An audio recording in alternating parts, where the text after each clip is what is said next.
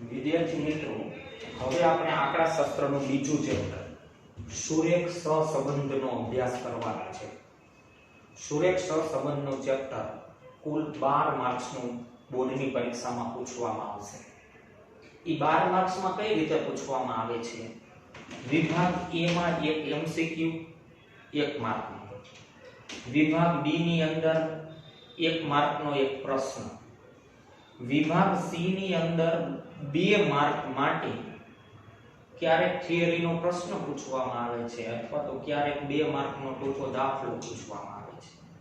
એટલે થિયરીનો પ્રશ્નય હોઈ શકે, ઘણા વર્ષોમાં દાખલા પણ પૂછવામાં આવેલા છે તો દાખલો પણ હોઈ શકે. વિભાગ D ની અંદર 3 ગુણનો થિયરીનો પ્રશ્ન હોઈ શકે અથવા 3 ગુણનો દાખલો હોઈ શકે. એટલે ત્યાં અથવામાં નથી આવતું, એ કમ્પલસરી હોય છે, પણ પ્રશ્ન કે થિયરી આપણે દાખલો બેમાંથી કંઈ પણ હોઈ શકે. અને વિભાગ D ની અંદર 5 માર્કનો કમ્પલસરી દાખલો જ હોય છે, ત્યાં થિયરીનો પ્રશ્ન હોતો નથી. આ રીતે કુલ 12 માર્ક્સનું આ ચેપ્ટરમાંથી પૂછવામાં આવે છે. હવે સૌથી પહેલા આપણે જે ચેપ્ટર ભણવાનું છે સુરેખ સહસંબંધ, તો એમાં આપણે સહસંબંધનો અર્થ જોવાનો છે કે ભાઈ સહસંબંધ કોને કહેવામાં આવે. આ ચેપ્ટર આપણે ભણવાના છીએ તો આ ચેપ્ટરનું જે નામ છે સહસંબંધ, તો સહસંબંધ કેને કહેવામાં આવશે? તો સૌથી પહેલા આપણે સહસંબંધનો અર્થ સમજી લઈએ વિદ્યાર્થી મિત્રો, અને ખાસ સમજજો એટલે દાખલાઓ ગણવામાં સરળતા રહેશે. હવે સહસંબંધ કેને કહેવામાં આવે છે? તો એના અર્થમાં આપણને એવું કીધું છે કે જો બે ચલની કિંમતોમાં, કોઈ પણ બે ચલ હોય, એ બે ચલની કિંમતોમાં, આ ચેપ્ટરમાં આપણે ચલ x અને ચલ y કહેવાનું છે, બે ચલની કિંમતોમાં પ્રત્યક્ષ કે પરોક્ષ કાર્ય કારણને લીધે એક સાથે ફેરફાર થતા હોય તો તે બે ચલ વચ્ચે સહસંબંધ છે તેમ કહી શકાય. ફરીથી સમજી લઈએ. કોઈ પણ બે ચલની કિંમતમાં પ્રત્યક્ષ કે પરોક્ષ ફેરફારો થતા હોય, ડાયરેક્ટ અથવા તો ઇનડાયરેક્ટ. આ અર્થને સમજવા માટે હું તમને એક ઉદાહરણ આપું. કોઈ બાળકની ઉંમર અને તેનું વજન, બાળકની ઉંમર અને વજન, ચલ x જે છે એ ઉંમરને કહી દઈએ અને ચલ y જે છે એ આપણે વજનને કહી દઈએ. ઉંમરમાં ફેરફાર થાય મતલબ કે ઉંમર વધે તો સ્વાભાવિક છે બાળકનું વજન પણ વધશે. બીજું ઉદાહરણ આપો.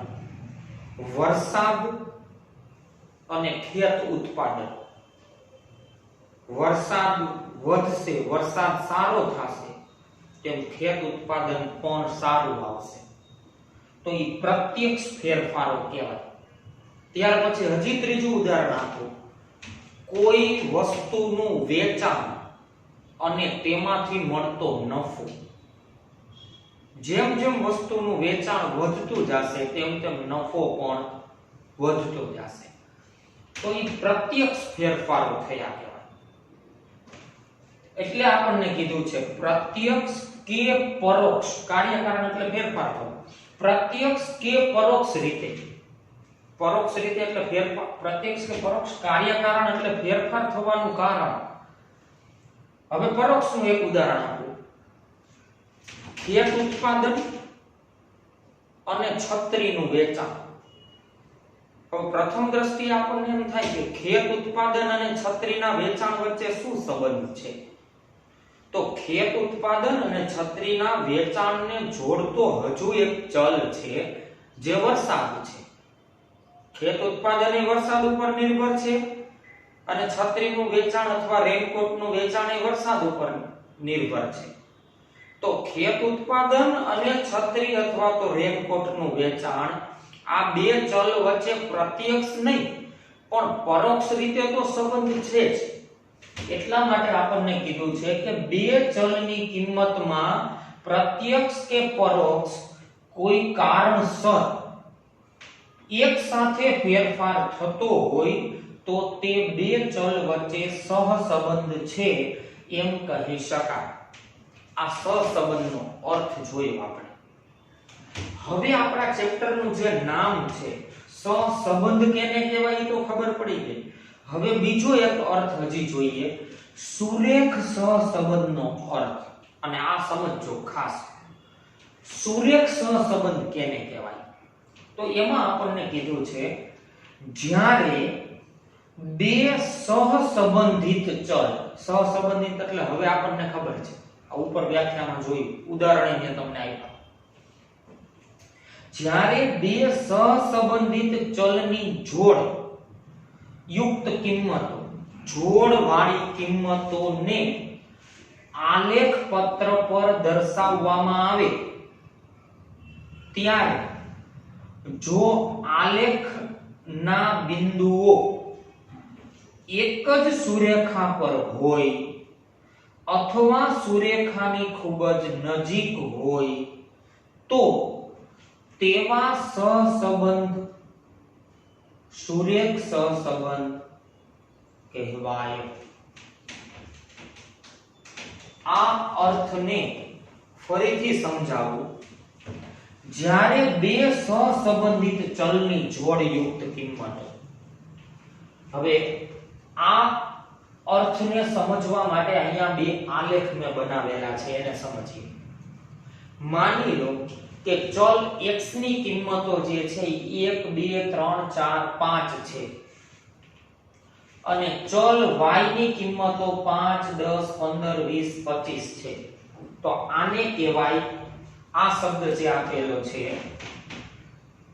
બે સહસંબંધિત ચલની જોડયુક્ત કિંમતો. જોડયુક્ત કિંમતો એટલે x ની કિંમત 1 ત્યારે y ની કિંમત 5, તો આ એક જોડ થઈ કહેવાય. 2 ત્યારે 10, 3 ત્યારે 15, 4 ત્યારે 20 અને 5 ત્યારે 25. તો આને કહેવાય જોડયુક્ત કિંમત. તો બે સહસંબંધિત ચલની જોડયુક્ત કિંમતોને આલેખ પત્ર પર દર્શાવવામાં આવે. આલેખ પત્ર ઉપર આ કિંમતો દર્શાવવી છે આપણે. આલેખ પત્ર ઉપર દર્શાવવામાં આવે ત્યારે જો આલેખના બિંદુઓ એક જ સુરેખા પર હોય અથવા સુરેખાની ખૂબ જ નજીક હોય તો તેવો સહસંબંધ સુરેખ સહસંબંધ છે તેમ કહેવાય. હવે સમજીએ, ચલ x ની કિંમતો અને ચલ y ની કિંમતોને હું અહીંયા આલેખ પત્ર ઉપર કિંમતોને દર્શાવું છું. અહીંયા x અક્ષ ઉપર ચલ x ની કિંમતો લઈ લીધી છે અને y અક્ષ ઉપર ચલ y ની કિંમતો મેં લઈ લીધી છે. x ની કિંમતો 1 2 3 4 5 છે અને y ની કિંમતો 5 10 15 20 25 છે. તો x ની કિંમતો અને y ની કિંમતોને અહીંયા મેં આલેખ પત્ર ઉપર દર્શાવી દીધી છે.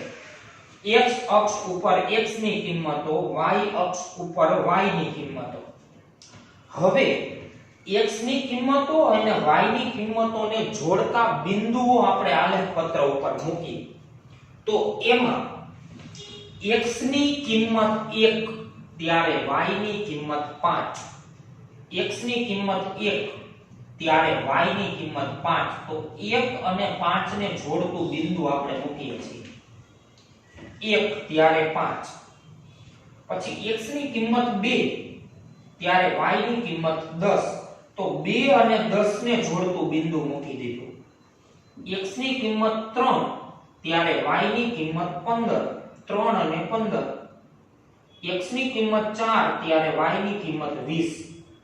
x ની કિંમત 5 ત્યારે y ની કિંમત 25. અને 6 વાળી કિંમત આપણે નથી લીધી. માની લો કે 6 ત્યારે 30 હોય. પણ આવી રીતે આપણે બિંદુઓ મળે છે. x ની કિંમત 1 ત્યારે y ની કિંમત 5, 2 હોય ત્યારે 10, 3 હોય ત્યારે 15, 4 હોય ત્યારે 20, 5 હોય ત્યારે 25. તો બિંદુઓ તો આલેખ પત્ર ઉપર મૂકી દીધા આપણે. હવે આ બધા બિંદુઓને જોડતી એક સુરેખા આપણે પસાર કરીએ. આ બધા જ બિંદુઓને જોડતી સુરેખા એક્ઝેક્ટ આ રીતે પસાર કરી શકાય. તો હવે ફરીથી પાછા આપણે આ અર્થમાં આવીએ.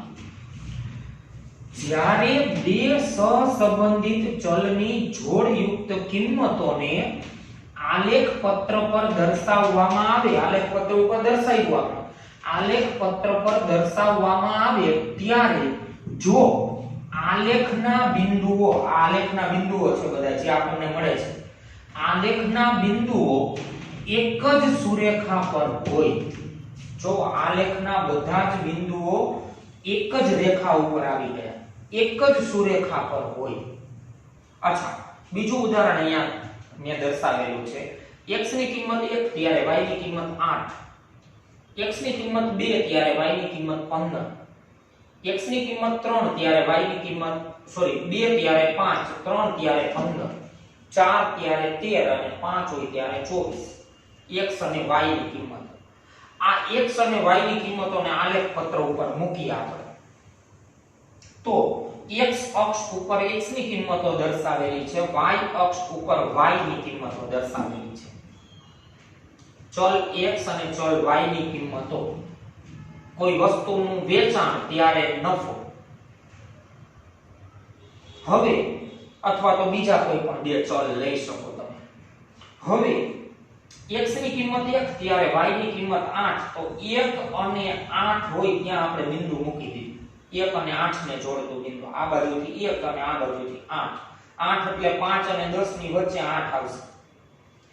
2 હોય ત્યારે 5, 2 હોય ત્યારે 5,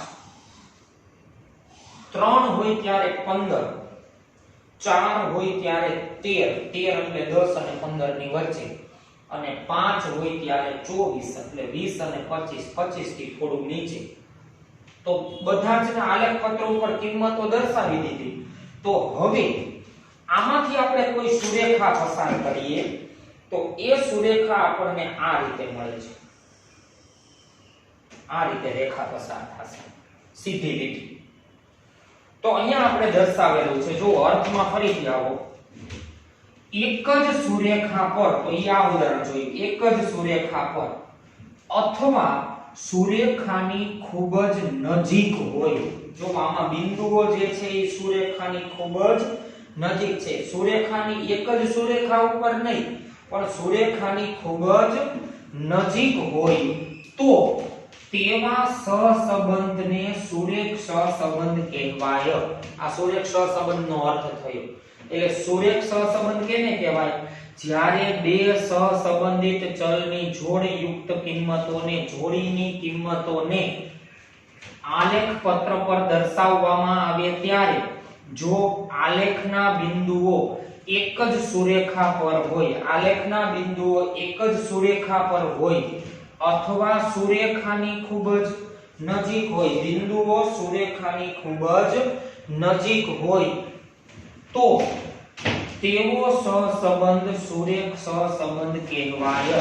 આ બે ચલ વચ્ચે, x અને y વચ્ચે સુરેખ સહસંબંધ છે, આપણે એમ કહી શકીએ. આ સુરેખ સહસંબંધનો અર્થ થયો. એટલે સહસંબંધનો અર્થ જોયો વિદ્યાર્થી મિત્રો આપણે, અને સુરેખ સહસંબંધનો અર્થ જોયો આપણે. હવે સુરેખ સહસંબંધના પ્રકારો જોઈએ. આ બધું દાખલાઓ ગણવામાં આપણે ઉપયોગમાં લેવાનું છે, ખાસ સમજજો. સુરેખ સહસંબંધના પ્રકારો જોઈએ આપણે. તો સુરેખ સહસંબંધના બે પ્રકારો છે, ધન સહસંબંધ અને ઋણ સહસંબંધ. હવે આપણે સમજીએ ધન સહસંબંધ કેને કહેવાય અને ઋણ સહસંબંધ કેને કહેવાય. ચાલો પહેલા આપણે સમજીએ ધન સહસંબંધ કેને કહેવાય. તો ધન સહસંબંધ માટે આપણને આપેલું છે જ્યારે બે ચલની કિંમતમાં થતા ફેરફારો એક જ દિશામાં થતા હોય. એક જ દિશામાં થતા હોય એટલે કે બંને ચલની કિંમતમાં વધારો થતો હોય તો તે બે ચલ વચ્ચે ધન સહસંબંધ છે તેમ કહેવાય. ધન સહસંબંધ માટે આપણને શું કીધું? જ્યારે બે ચલની કિંમતમાં થતા ફેરફારો એક જ દિશામાં થતા હોય.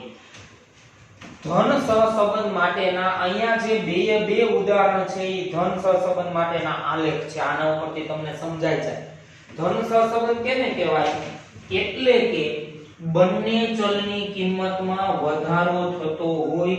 જો બંને ચલની કિંમતમાં વધારો થાય છે, x ની કિંમત 1 ત્યારે y ની કિંમત 5, પછી x ની કિંમત 2 થાય તો y ની કિંમત 10 થાય છે, 3 હોય ત્યારે 15, 4 હોય ત્યારે 20, 5 હોય ત્યારે 25. તો x ની કિંમત અને y ની કિંમત બંનેમાં વધારો થાય છે તો તે બે ચલ વચ્ચે ધન સહસંબંધ છે તેમ કહેવાય. ઉદાહરણ આપેલા છે આપણે વેચાણ અને નફો. સીધું ગણિત છે વિદ્યાર્થી મિત્રો. વેચાણ એટલે x કહી દયો, નફો એટલે y કહી દયો. ચાલો, તો સ્વાભાવિક છે વેચાણ વધે તો નફો પણ વધશે.